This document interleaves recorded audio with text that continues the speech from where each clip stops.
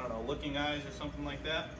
Because we're gonna get things popping. So to start off, how was Christmas? Does anybody want to share what they did for Christmas, or what they got, or anything fun they did? For Christmas, I got Lego set. Lego set?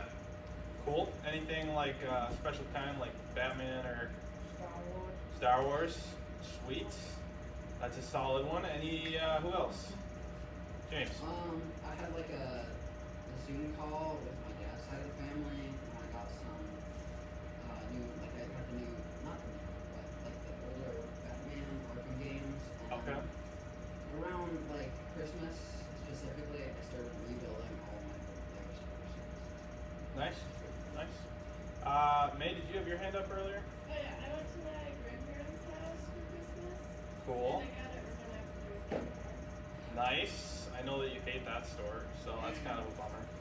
I was just there the other day, and I didn't even see you there, so. I actually did get this. But I did actually think of you. I was last week, and I was like, I wonder if I'll see May here. Miles. I said this during the early time of this year, but I got Halo 5. Nice. That is a solid one. Melinda. I went Big to like yellow. my mom's side of the family, and I learned how to do poker for like 5 hours. Nice. Do you know how to do the where you like spread the cards out and then you flip them? I can blackjack and Texas Hold'em, Okay. and then I learned how to do all the card stuff. We did a bunch of just like I can't even think of what it's called. It's the like in between or something like that, where it's literally you just flip 2 cards and then you bet if you think it's gonna be in between or not. I also learned how to do like with the poker chips, where you use one hand and then you split it up, and then you can like merge them together and stuff. That's pretty cool. Yeah. All right, so nobody played poker with Melinda. We shall do this all. I think I saw Joy earlier. We'll do 2 more after Joy. I got 4 or 5 series. 4 or 5 what? Book series. Book series? Sweet. That is a gift that I wish I was better at. Not your book series, the reading. Anybody else? Greta. I met my cousin's boyfriend, that was fun. Nice. Do you I approve? like him. Me and That's- my siblings were like rating him for every day. It was really fun. Okay. You're like, okay, so right now he's like 3 stars, and eventually got to like 4.5. Okay. Out of 15 or Yeah. cool. Last one, Melinda again. Okay. I also remember that I won a Christmas party for like a video game I played for like $500. Wow. Yeah. Oh, Really proud about that. casually forgets that she won Yeah, I like to remember what I $500. did. Cool. All right. Well, No, it was Smash. I noticed that none of you guys asked me what I did for Christmas. Oh, what did you do? Oh, thank you. Well, I'll tell you. What did I do? Well, you see, when you grow up doing Christmas, you get your traditions, right? And you kind of become accustomed to doing the same thing every year. Like you go see this side of the family one day, and the other side of the family the other day, and you bake cookies this day, and you open presents that day. And what you find out when you get married is that your spouse also has those things, right? So you gotta figure out how you can do it together.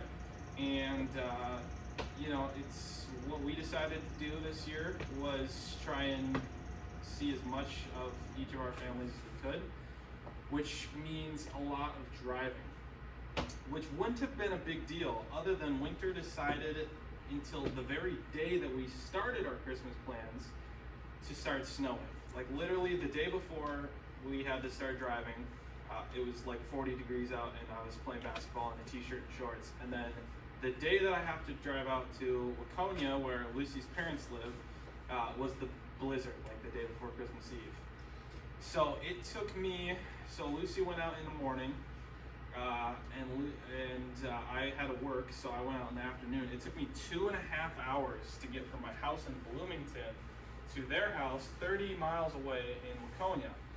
It was probably the worst thing I have ever driven in, ever. Like, I'm not exaggerating when I tell you guys that there were points in time on this road that the wind was so bad and the snow was so bad that I couldn't see anything on the road at all. I literally just saw like telephone pole, and figured I'm just gonna try and keep it in the middle of that. I was leading a caravan of about 15 cars going like maybe 20 miles per hour on the country highway after I got off the freeway. And there were just cars everywhere in the ditch. Like my sister-in-law apparently called my mother and father-in-law like in tears, saying like, because she was driving home from work and was like, I don't think I can make it, I just need a little pep talk. And like it was ridiculous how terrible it was to drive in this. I got into town, I finally like 2 hours and 15 minutes later get into town, and I'm like heavy breathing still, and I pull up to the stoplight and then my car just shut off. Like I pull up to the stoplight and my car's just like, you know what, I've had enough, I'm sick of this, I'm done. And it just turns off right there in the middle of the road. And I was like, what do I do? I can't believe I've made it this far and now I'm gonna my car's gonna die here. Luckily I turned it back on and it started working again and I drove the rest of the way. But it's like, I can't stress enough how crazy this was. There were multiple times, this is the last thing, multiple times during this drive, even though I had the defrosters all the way on high blast, like as hot as they would go, where because the snow was so slushy and like froze so quickly and there was so much of it, I would have to pull over, like get off the freeway, go through a stoplight and find some like parking lot and get out of my car and like physically scrape off my windshield. I did that like 4 times because I couldn't even see like here to the wall, it felt like, out of my windshield. And the purpose of this story is that, it's the point of the story is kind of metaphorical, is that 2020 is just ended, right? And for most of us, if not all of us, it has been the craziest year that we've been alive. Even if it hasn't felt like that for you personally, like just for society in general, it's been just an absolute blizzard of a year. Is there anybody who wears glasses or contacts? Anybody? A few of you? So if you do, you'll know a little bit what I'm talking about. If you don't, you can probably imagine it. When you wake up in the morning, you don't have your glasses or your contacts in, you like can't see anything, right? I mean, it depends how bad your vision is, but you can't hardly see anything, and you can't, if your vision's bad enough, like you can't even do basic everyday things like go to class, or like when you get older, like drive to school. Like you can't do those things well or safely until you put your glasses on. But once you put your glasses on, all of a sudden you're seeing things through a new lens, and you can maneuver your everyday life and operate because you can see things clearer.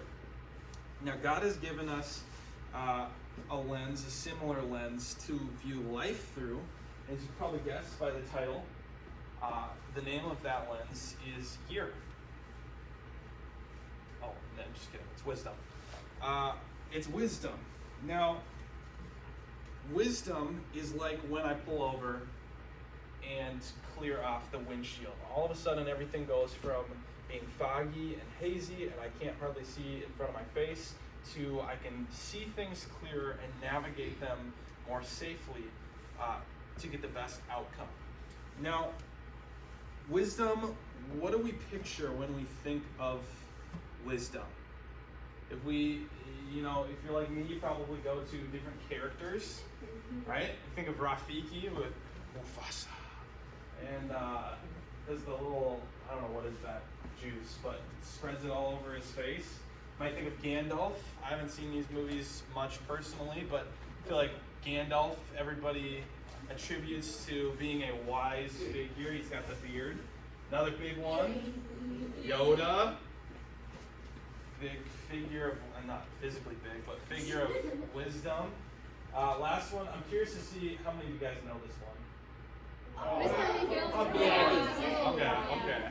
I was a little worried. I thought maybe some of you guys would think that Jaden Smith was the Karate Kid. Oh man, that would have been insulting. And my heart would have broken a little bit on the inside. Mr. Miyagi, another figure of wisdom, trains Ralph Macchio, the Karate Kid. Maybe you know, has anybody watched Cobra Kai at all? Yeah. Yeah. I've seen bit. I saw it on Okay. I have not watched it yet. I've heard pretty good things overall. So, when culture depicts wisdom, when we see it depicted in movies, TV shows, cinema, oftentimes what do we think of? We think of this mysterious, old, usually some guy with weird facial hair figure Odd speech. who lives on like a mountain or in a cave or only eats weird food. I don't know. Like, it's always like weird and mysterious, right? And you have to travel a long journey to find this wise person who in their infinite wisdom has chosen to live alone in a hut. But when we look at like biblical wisdom and how Jesus depicts it, it's a lot more practical than this. When we look at biblical wisdom, we're going to look at Proverbs chapter 1, verse 1 through 3. And this is the NIV version. We're actually going to look at the NLT version. It's not quite as literal of a translation, but it's a little more just like simplified and translated to how we actually talk in English today. And it says, "These are the Proverbs of Solomon, David's son, king of Israel." King Solomon is widely regarded as pretty much the wisest person who's ever lived. Their purpose is to teach people wisdom and discipline, to help them understand the insights of the wise. Their purpose is to teach people to live disciplined and successful lives, to help them do what is right, what is just, and what is fair. Imagine what would happen if every one of us lived a life of wisdom. What our churches, our society, our community, what would it look like if everybody lived disciplined and successful lives? This is what happens when you live a life marked by wisdom. So we kind of talked about a little bit about what it's not. It's not mystical. It's not always old men with weird facial hair. That sounds more creepy than anything.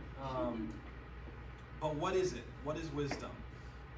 Wisdom, I'll give you guys a simple definition, and you guys don't really have pens and pencils with you typically, but I challenge you guys, write it down tonight when you get home. Wisdom is seeing life clearly through the lens of Scripture. It's a pretty easy definition for you guys.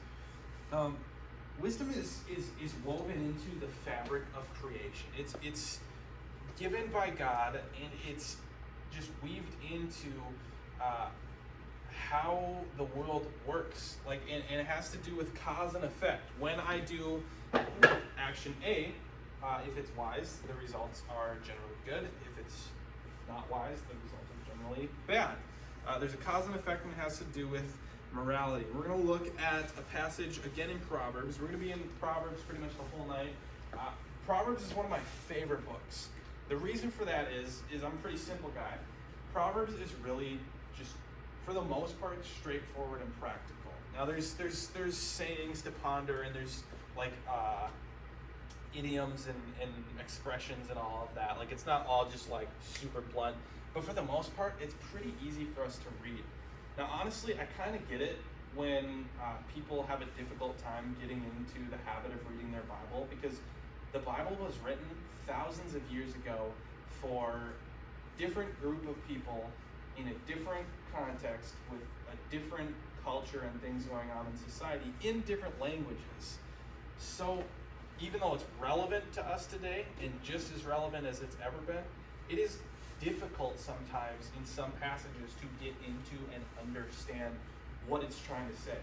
Proverbs, for the most part, isn't one of those. It's pretty easy for us to read, pretty easy to memorize, and so I love it for that.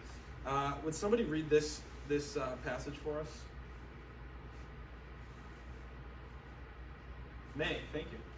My son, if you accept my words and store up my commands within you, turning your ear to wisdom and applying your heart to understanding.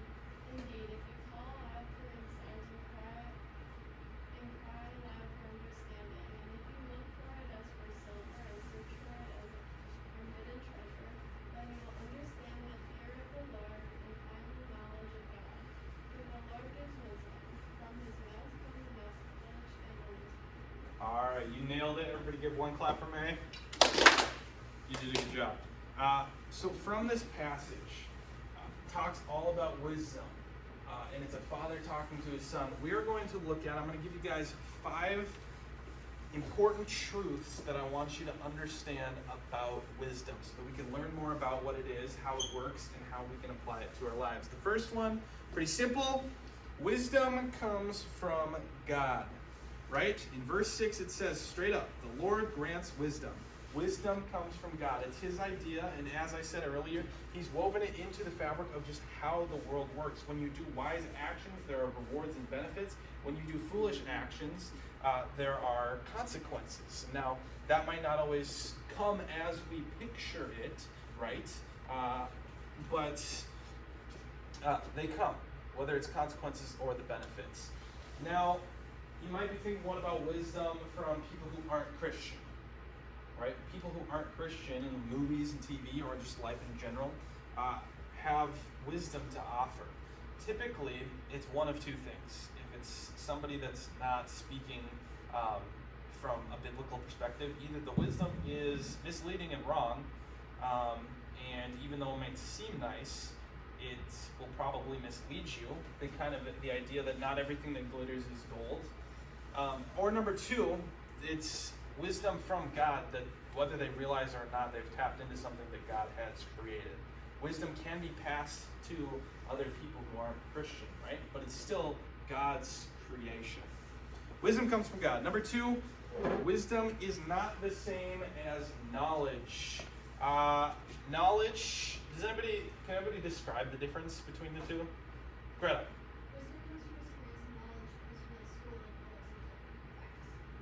Okay, I'd say that's probably mostly true.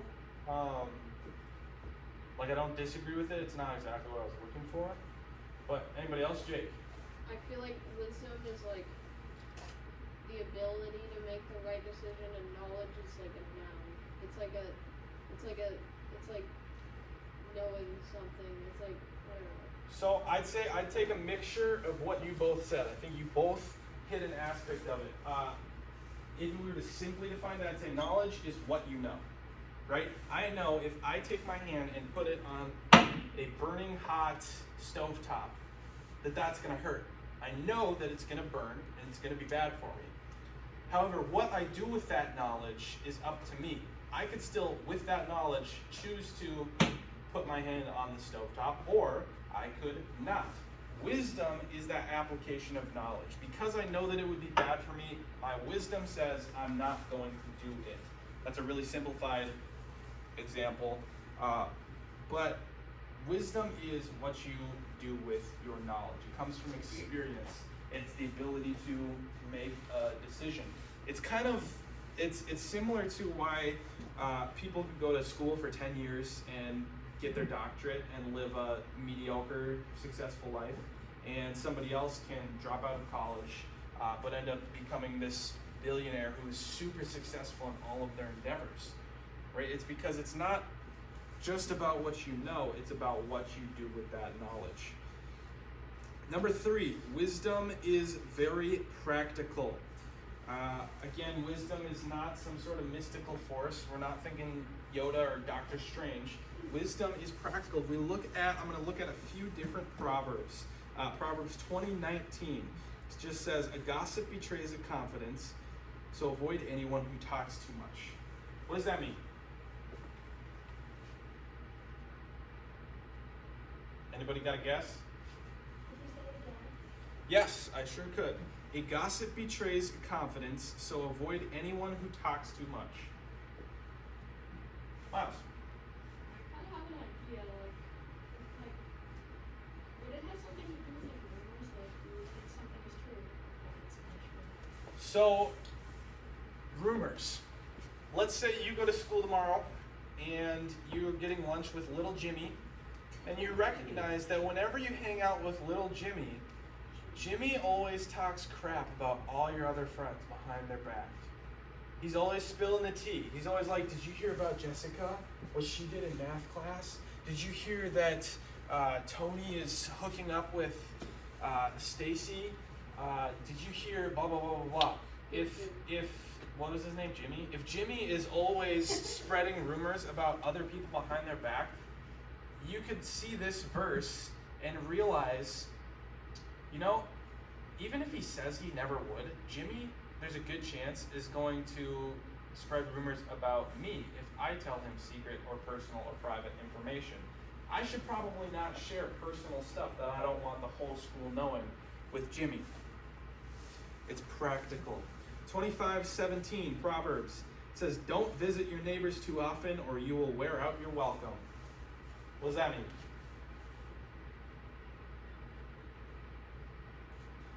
Brian. Don't visit your neighbors too often or they'll get annoyed with you and not like you. You ever have somebody that's really nice and means the best probably, but they just kind of get on your nerves? How about your siblings? Your siblings ever just a little bit too present in your life sometimes? Don't visit your neighbors too often or you will wear out your welcome. Here's the deal. We all have annoying attributes about us. We all have a lot of great attributes about us too, but we all have annoying tendencies. And the more time we spend with people, the more that those annoying tendencies annoy those other people. Now, that's not to say don't spend time with other people, but it's to say be wary of how much time you're knocking on your neighbor's door. Last one I got for you guys for these three. Proverbs 26:11. As a dog returns to its vomit, so a fool repeats their folly. Has anybody ever had a dog that is like taken a dookie or like puked, and then you go back 10 minutes later and they're like licking it up? Yeah. Yep. Anybody? It's how you know that dogs are dumber than humans, right? They do it. It's the weirdest thing ever. The Bible says though that humans who repeat their same mistakes again and again, foolish people who repeat their folly, that's a foolish action, are just like these dogs that go back to their own vomit, right? We're all human. We all make mistakes. We're all imperfect. But a wise person takes those mistakes, takes the time I wronged my friend, takes the time I watched something on TV that I shouldn't have and it affected my emotions, takes those times and recognizes what they did wrong, recognizes what they could do right, and learns from those mistakes. A foolish person would continue to do the same thing over and over and over again. I know that last time I was hurt and scrolled through social media for 30 minutes, nothing got better, it just got worse. But you know what? I don't know what to do. I'm bored, so I'm going to do it again. I know that last time I took, I don't know, whatever you want. I took a drink of alcohol or went to a party to try and be more popular because I felt like I wasn't very well liked. It didn't actually make me feel any better inside, but it did for a tiny bit, so I want to do it again. A foolish person repeats their folly over and over again. So these are just a few examples of Proverbs, right? There's hundreds of little verses in Proverbs that have nuggets of wisdom like this. And the cool thing about it is each one of these is a sentence long. How long? That takes 30 seconds to memorize? 30 seconds to memorize, and then if you memorize it and you repeat it over and over again, what's going to happen is it's going to start popping up in your head when you're in those situations in life. All of a sudden, you're going to be at lunch and you're going to hear Jessica talking crap about Jimmy behind his back, and you're going to think, a gossip betrays a confidence. Avoid anybody who talks too much. And you're going to realize that Jessica's not a person that you should be sharing your personal information with. These are all, there's just a ton of good ones like this, and they're all super practical. Number 4, wisdom should be pursued. You've heard the quote or something similar to it that everything that's good requires effort, right? All good things in life take work, take sacrifice. Wisdom is the same way. We don't just get wiser when we get older automatically. We don't just get better at the sport we want to play when we get older automatically. I mean, to a certain degree, you'll pick things up as you grow up. But if you truly want to be a wise person, you can't just expect it to happen. You need to seek it out. You need to look for it. How do you do that?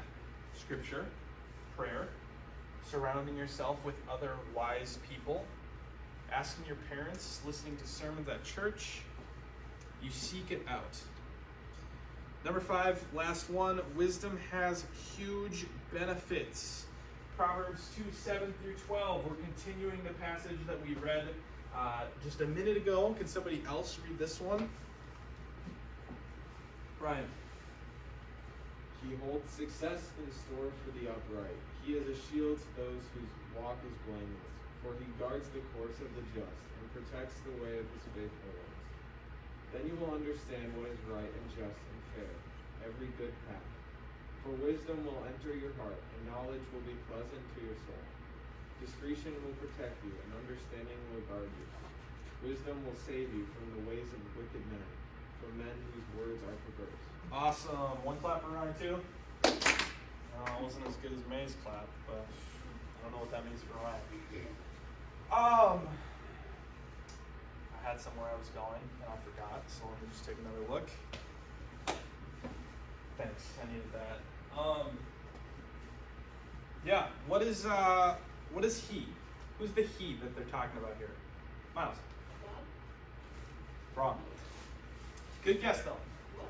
The he that he's talking about here is actually talking about wisdom. It's personified. Wisdom, right, isn't actually a person, but personified wisdom holds success in store for the upright. Wisdom is a shield for those who walk is blameless. Wisdom guards the course of the just. Now, again, we talk about wisdom comes from God. So God is also right, Miles. God does all of those things. But it's talking about wisdom. So I've got a challenge for you guys as we enter the new year.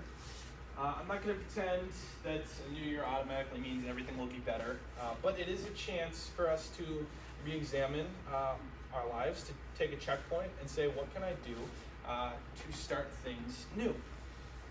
What I want you guys to do this year is when you're making decisions, ask yourself, is this the wise thing to do? Not, is this the easy thing to do? Is this the popular thing to do? Is this the convenient thing to do? Is this what I want to do the most? Ask, is this the wise thing to do? Oftentimes, it means taking the harder of the options, but as we read, there are benefits to it. Wisdom protects us. It is there so that we don't harm ourselves. It's not there to kill our joy. It's not there to be a buzzkill. It's like the guardrails on the sides of bridges.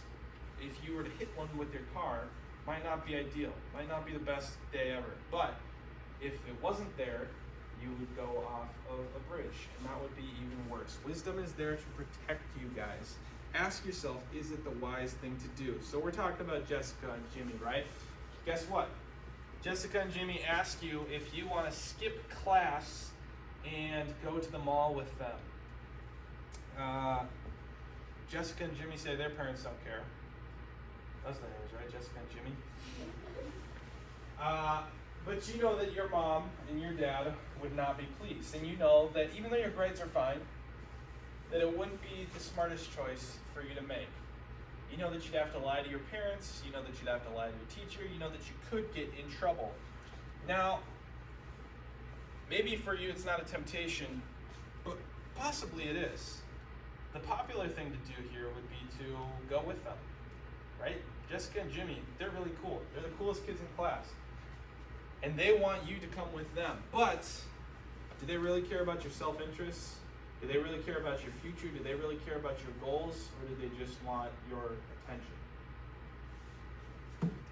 Ask yourself, what is the wise choice? So, we're going to fast forward. I've got to close 3 places I want you guys to pursue wisdom. Remember, number 4 was pursue wisdom. You have to pursue it. 3 places I want you to do that in your life. Number 1. Besides obeying your parents? What's that? Besides obeying your parents? Well, I mean, that's a whole different thing. But that is a wise thing to do. Number 1, pursue wisdom in your relationships. We tend to think that our friends don't really affect us, or we tend to think that they don't affect us nearly as much as they do. But who you surround yourselves with are going to have a giant impact on your life. I still copy mannerisms and reference jokes that I made with like my middle school and elementary friends, some of them that I haven't seen in 5 years. I still have those pieces with me, and bigger than just your jokes and your mannerisms you take away other things. You take away ideologies. You take away beliefs. You take away how you talk to and treat other people. It sticks with you longer than you think. And so it's important to be wise with who you surround yourself with. Because you might think that, oh, even though Jessica and Jimmy do these bad things, I don't actually do those bad things. So what's the harm in hanging out with them? But if you think about it with the lens of wisdom, are Jessica and Jimmy ever going to present you with opportunities to better yourself, with opportunities to be exposed to more wisdom, with opportunities to do the right thing? Not much. What they are going to do is expose you to a bunch of temptations and a bunch of opportunities to do the wrong thing. Whether or not you do them, you're putting yourself in a way worse situation to start with. Now that's not saying don't be friends or don't be nice to people who make poor decisions. We're called to love everybody. We're called to give them Christ's love. But the friendships that you're truly investing with, that you're close with, that you're confiding in, that you're looking to for insight and guidance, be wise in who you surround yourself with. Number 2, pursue wisdom with your time. How many of you guys suck at time management? Yeah, I feel like most people at least think they suck at time management. Most people probably do. Especially with phones, it's so difficult. I just watched The Social Dilemma recently on Netflix. Has anybody seen it? It's documentary. It's all of these people who worked in big tech, and not just like, oh, I worked for Google as an intern and then they fired me, so now I'm going to talk bad about them. It's like, oh, I was the former president of Pinterest. I was the former president of monetization at Facebook. Like these high up people talking about all of the stuff that goes into technology and social media and the ways that it is built and tooled to distract you. Now, it's not because those corporations are inherently evil and want all of you guys to suffer, but it's because they want you to spend a lot more time on their platform because that makes more money for them. So technology in general, and especially social media, isn't just something that's sitting there. It begs for your attention, and it's designed with algorithms and a bunch of other tools to get you to spend more time on it. It's important to be wise and be aware, be careful how you're spending that time. Because life is short, and there are going to be, whether it's social media or not, there are going to be thousands of things that are lobbying for your attention, that are wanting and demanding you to spend time with it, and they're not all worth it. They're not all beneficial, and sometimes even the good things aren't meant for you to spend all of your time on. It's important to wisely prioritize the things that you are spending your time on. Your relationship with God, your future, your schoolwork, your future career, your friends, your family members, doing ministry to other people, and then also yourself, your own interests. Prioritize wisely. Last one, number 3, pursue wisdom with your words. A lot of times we think that our words don't really matter as much as they do. We make a mean comment towards somebody at school, and then we think, I was just kidding. I didn't actually mean it. I don't know how many of you guys, your mom ever did the toothpaste thing? You know what I'm talking about? Anybody? No, okay, so this will be fun because you've never heard of this. So one of the first times I ever said I take it back to my mom, like I said something bad that I shouldn't have, I don't remember what it was, and then I said, no, I take it back.